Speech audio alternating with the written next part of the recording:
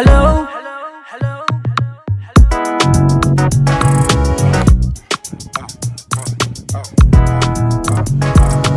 It's all about Ghanaian languages. It's all about Ghanaian languages. It's all about Ghanaian languages, Junior.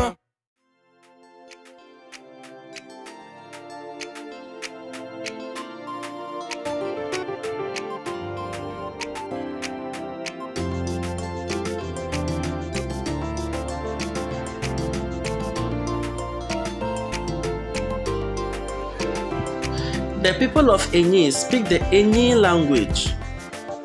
Enyi is traditionally called Awonyi. That is to say, should you meet a native Enyi speaker, he or she would not say he is speaking Enyi, but Awonyi. In linguistics, Enyi is classified as a Bia language. In the book No Ghana Better, Enyi falls under the Akan-related Guan language group. Yes, Enyis are Guans who have been Akanized over a long period of time. Thus, they have more Akan elements in their language, with Guan vocabulary forming about 35% of their vocabulary structure. Akan takes about 45% of the vocabulary, enabling Ivorian, Senufo, and unknown languages taking about 18 to 19% of their vocabulary structure. The Enyis migrated from an area called Anu in modern-day Ivory Coast, where a river called Nzema could also be located. They were members of the Guan clan in Denye. Guans were originally in three clans: Shoyi, Ndenye, Le. They migrated to Ghana when the Mande appeared to be approaching them at Anu. We would call them the Old Enyis. Old Enyi was purely Guan, but modern Enyi is far from being that. The old Enyis came to Ghana as one big family. Both Enyi and Akwemu history says that the Akwemu troubled the Enyi in a bid to Akanize them, to help merge the Guan languages to Akan, and to also help expand the Akwemu kingdom. The old Enyis were given 2 weeks ultimatum to master the Akwemu tree language, or else. Some members of the old Enyi, according to history, would reply to the Akwemu that Nzema, meaning we don't know. Whenever they were asked a provocative question, thus bringing about the name Nzema or Nzema from Old Enyi. Some also believe that the river Nzi around Anu brought the name Nzema. The Old Enyis managed to learn the tree language and replaced it with their native Guan languages. This went on for years till one group among them wasn't satisfied with events. Thus, they aligned themselves with the Mande horsemen, who are also nomads, who traveled to the present day Oti region to settle at an area around Nkunya. With time, Akan disturbance forced them to go way up north to their present settlement, that is Chirepone, Mango areas, and they call themselves Anufo, meaning people from Anu, which they have gradually said as Anufo. Their other name, Chakosi, came from the tree word Chakosi. That is to say, they persevered till they got it. Meanwhile, The Akwemu kept expanding their territory. They went to Trifo, Nyanuase, Accra, present-day Isojamine district, etc. There was the intra-Asante presence as the Anyin lands, but according to an account, some of the Asantes were betrayed. So out of the heads, they vowed never to speak Twi, but liberate the old Anyins and learn their language. They liberated them from Akwemu hold and encouraged them to speak their old Anyin language. But then, it has been over 100 years they were muted by the Akwemu, so although they passed on their languages to their children, there has been lots of Akan influence in their languages, and the Akanization depended on families and communities. The old Anyin language had a sister language called Old Ainda or Old Ahanta. Old Ahanta also went through the Akanization phase, but not as fast and intense as modern Ahanta, which is facing its extinction. The old Anyin communities, as earlier said, went through rapid Akanization, and after their liberation, communities had their own levels of Akanization. While some were more Akanized than the others, others were less Akanized. This phenomenon led to the creation of numerous dialects from Old Anyin, which eventually became separate languages over a period of time. These languages certainly include Nzema and its respective dialects, Dromolo, Ivorian Nzema, Evalue, Pepenza, Sanvi, Moronu, Gra, Brosa, Anu, Ndenie, Drabling, Stefi. And for Chakosi, it's a separate language on its own, but it obviously developed from the Anyin language. Back to our storytelling. The Anyins had been liberated, and the Akans who started learning the Anyin language further spoke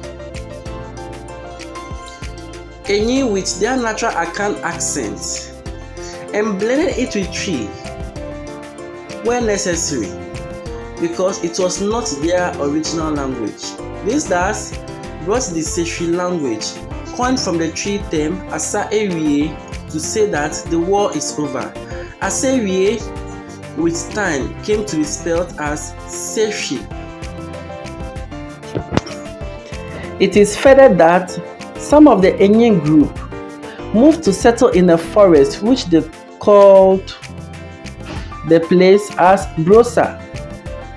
Brosas are pure Anyins as well. At the moment, due to the present location of the Brosa community, it has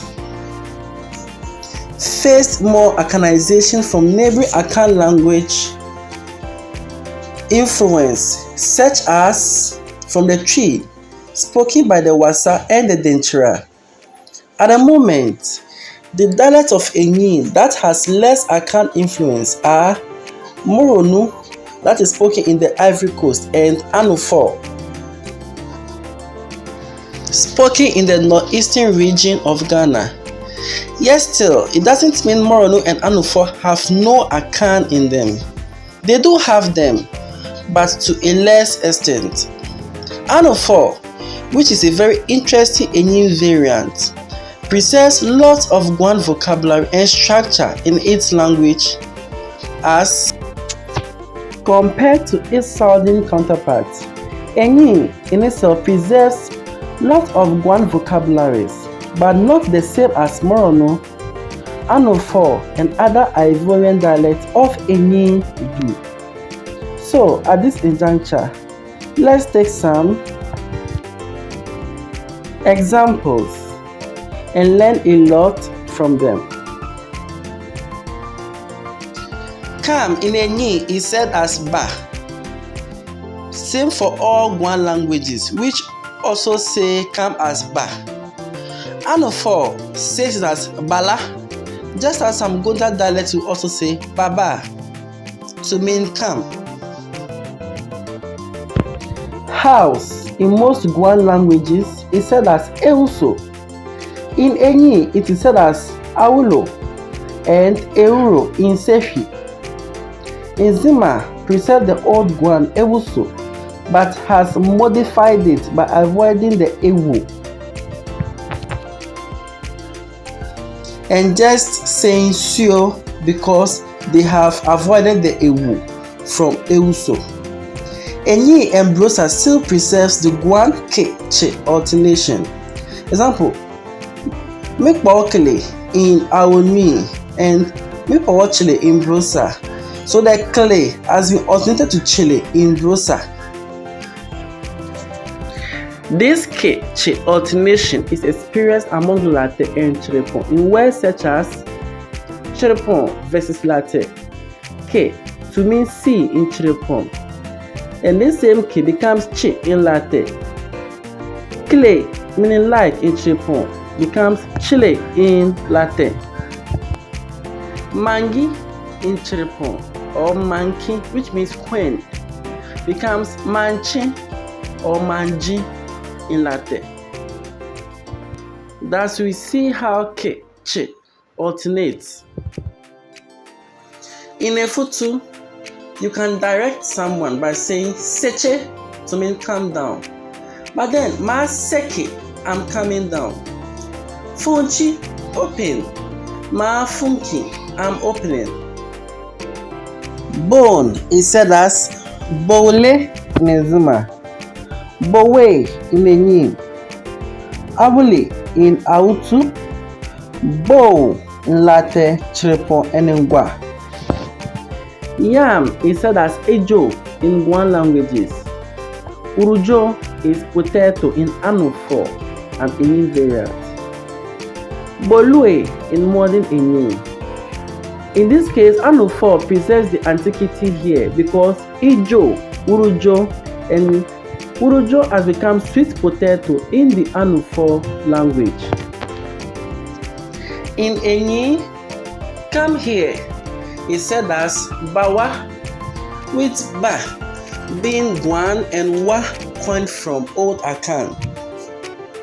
But then Anofo says it as balafe, which is true for Guan languages, as they all say it as banfe or banfe, depending on the typical Guan dialect. Thus, Anofo balafe, Guan banfe, but Enyi, due to Akan influence, still preserving the Akan as compared to Anofo, which separated itself, and thus maintaining the Guan nature. Let's also look at the numbers in Enyi in comparison to some Guan dialects. Awonyi versus Guan. Eko, same as Eko, Guan. Nya or Nyo, also in Guan Nyo. Insa, Esa, Ena, Ena, Enu, Enu, Insia, Esien, Inso, Esono, Moche, Eche, Nwana, Akpono, Bulu, Kudu. Then also, Akan languages do not have the b sounds, and that is very evident in Sefi, which obviously do not have those sounds due to its origin, that is Akan. But Anofo, Enyin, etc. preserves those sounds, which are typical of all Guan languages. There's a whole lot to talk about. Detailed facts could be found in my book No Ghana Better, which you could easily purchase by checking Google Play Store.